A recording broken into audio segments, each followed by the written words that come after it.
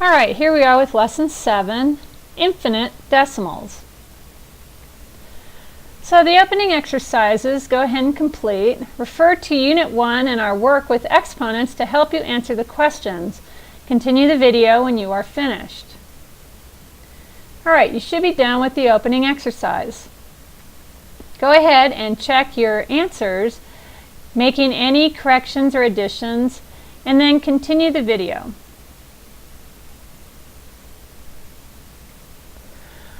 Alright, so let's take a look at example 1. We're going to be doing this on the worksheet, and whatever notes, additional notes you need to take, make them in your journal. So let's take a look at the example. The number 253 thousandths is represented on a number line below. Notice how we start with the tenths. Between 0 and 1 is partitioned into 10 equal sections, and we have identified 2 tenths. But our number is greater than 2 tenths, so we need to identify the range between 2 tenths and 3 tenths.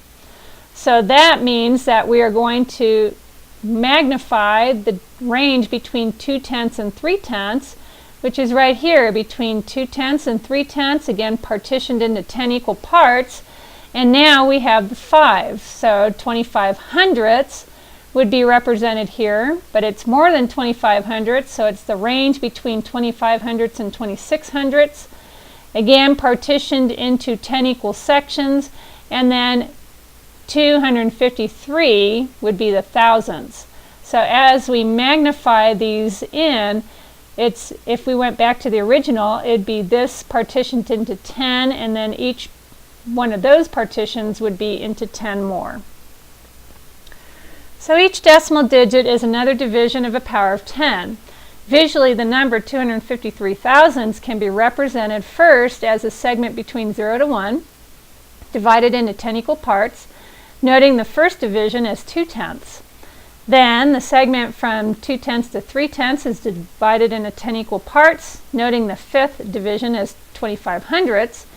Then the segment from 25 hundredths to 26 hundredths is divided into 10 equal parts, noting the third division as 253 thousandths. So what we have done here is represented increasingly smaller increments of negative powers of 10. 2 tenths, then 25 over 10 to the second power, and then finally 253 over 10 to the third power. Now consider the expanded form of the decimal with denominators that are powers of 10. That is 1 over 10 to the nth power, or is a whole number. The finite decimal can be represented in 3 steps. The first decimal digit, 2 tenths, is 2 over 10. The first 2 decimal digits, 25 hundredths, is 2 tenths plus 5 over 100, or 5 over 10 to the second power, and that is 25 over 10 to the second power. The first 3 decimal digits, 253 thousandths, would be 2 tenths plus 5 over 10 to the second power plus 3 over 10 to the third power. When we add all those together, we would get 253 over 10 to the third power. So the number 253 thousandths can be completely represented because there are finite numbers of decimal digits. The value of the number 253 thousandths can clearly be represented by the fraction 253 over 10 to the third power, that is 253 over 1,000, and can be written as 253 thousandths. Explain using the information above and in your own words how 253 thousandths, the number lines, and the expanded form of the number are related. So what do you think the sequence would look like for an infinite decimal? Well, the sequence for an infinite decimal would never end. It would just go on infinitely. All right, so let's take a look at example 2. Again, we're going to do this on the worksheet and in your journal. So the example for this one is 5/6, which is 0.08333, or the repeating number is 3. So how is this represented on a number line? Well, again, 0 to 1 is partitioned into 10 equal sections, and then we identify the section 8/10 to 9/10. We take that section, divide it into 10 equal sections, and then identify the third section, which gives us 83 hundredths, and then continue to do the same thing between 83 and 84, and then 883 to 834, and then 8,333 to 8,334. So consider the inequality 5/6. Notice at the second step the work begins to repeat, which coincides with the fact that the decimal digit of 3 repeats. So what is the expanded form of the decimal 0.83 repeating? Well, it'd be 8 over 10 plus 3 over 10 to the second power plus 3 over 10 to the third power, and so on and so forth. So we see again that the second step of the work begins to repeat. So each step can be represented by increasing powers of 10 in the denominator. So 8 to the over 10, 83 over 10 to the second power, 833 over 10 to the third power, so on and so forth. Will it end? Well, it will never end because the decimal is infinite. Remember, there is no powers of 2 or 5, so there's at no time where a power or a factor of 3 is ever going to fit into a power of 10. So notice that in the last few steps, the value of the number being represented gets increasingly smaller. For example, in the sixth step, we have included 833,333 over 10 to the sixth power, more of the value of the number, that is 300,000ths.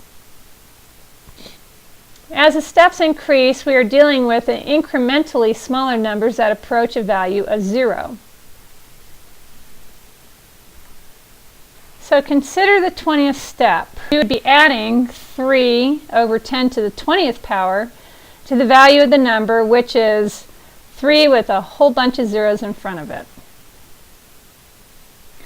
It should be clear that 3 over 10 to the 20th power is a very small number and is fairly close to a value of 0. So at this point in our learning, we now know how to convert a fraction to a decimal, even if it's infinite. So how do we do that? Well, we use long division when a fraction is equal to an infinite decimal. We will soon learn how to write an infinite decimal as a fraction. In other words, we will learn how to convert a number in the form of 83 with the 3 repeating to a fraction of 5/6. Now, back to the opening exercise, part D. Is it acceptable to write that 1 is equal to 0.9 repeating? With an increased understanding of infinite decimals, have you changed your mind about whether or not this is an acceptable statement? When you consider the infinite steps that represent the decimal 0.9 repeating, it is clear that the value we add to each step is an increasingly smaller value, so that it makes sense to write that 0.9 repeating is equal to 1. A concern may be that the left side is really not equal to 1. It only gets closer and closer to 1. However, such a statement confuses the process of representing a finite decimal with an infinite decimal. That is, as we increase the steps, we are adding smaller and smaller values to the number. It is so small that the amount we add is practically 0. That means with each step we are showing that the number 0.9 repeating is getting closer and closer to 1. Since the process is infinite, it is acceptable to write 0.9 repeating as 1. In many, but not all situations, we often treat infinite decimals as finite decimals. We do this for the sake of computation. Imagine multiplying the infinite decimal 0.83 with the 3 repeating by any other number or even another infinite decimal. to do this work precisely, you would never finish writing one of the infinite decimals, let alone perform the multiplication.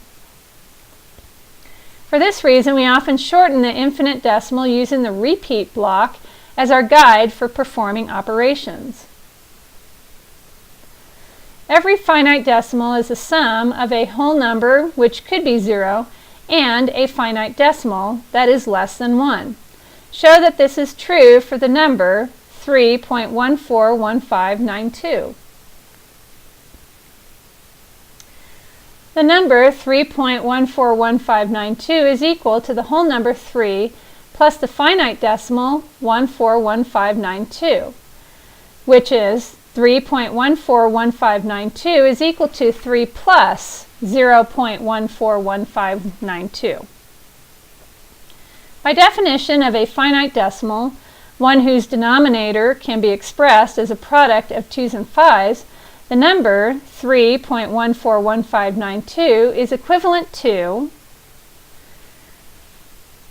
3141592, or 3,141,592 over 10 to the 6th power. We could write that as the quantity of 3 times 10 to the 6th power plus 141592 over 10 to the 6th power. Simplifying this, we would have 3 times 10 to the 6th power over 10 to the 6th power plus the 141592 over 10 to the 6th power. And that leaves us with 3 as a whole number and the fractional part 141592 over 10 to the 6th power, which is 3 plus 0.141592.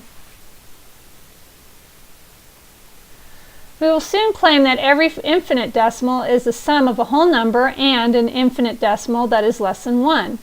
Consider the infinite decimal 3.141592 that keeps on going. Well, that would be 3.141592 going on is equal to 3 plus 0.141592 continuing. This fact will help us to write an infinite decimal as a fraction in lesson 10. Alright, exercises 1 through 6. Complete the exercises, continue the video to check your answers. Alright, you should be done with exercises 1 through 6. Go ahead and check your answers and make sure to make any notes and bring them to class if you have any questions.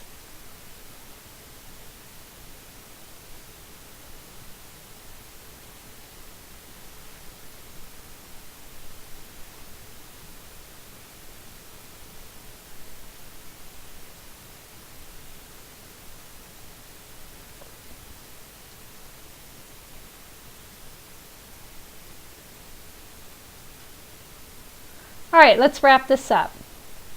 We know that an infinite decimal is a decimal whose expanded form and number line representation is infinite.